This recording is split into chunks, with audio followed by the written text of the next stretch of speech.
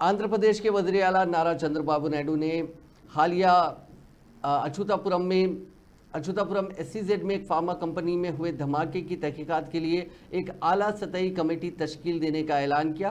उन्होंने कहा कि इस मुतासिरा दवासाज कंपनी के अलावा इस किस्म के हादसा दोबारा ना हो, इसके लिए ये कमेटी काम करेगी। आज उन्होंने इस मुतासिरा कंपनी का दौरा किया।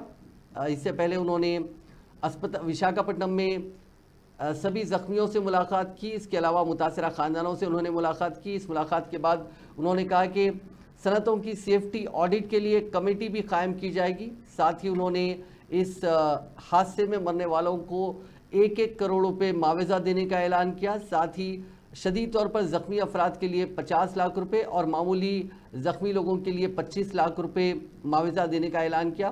इस हादसे में 17 अफराद हलाक हो चुके हैं, 36 ज़ख्मी हैं। इनमें से 10 की हालत तशवीशनाक बताई जाती है, जबकि 26 को मामूली चोटें आई हैं।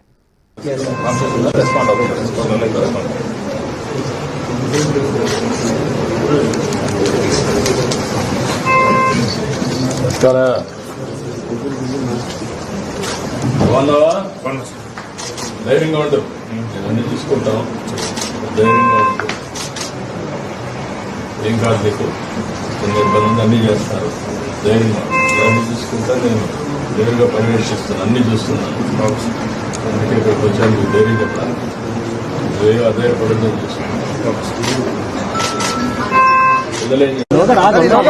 ఈ ప్రభుత్వం అన్ని జాగ్రత్తలు తీసుకొని గడచిన ప్రభుత్వం చేసిన వ్యవస్థల్ని సర్వనాశనం చేశారు.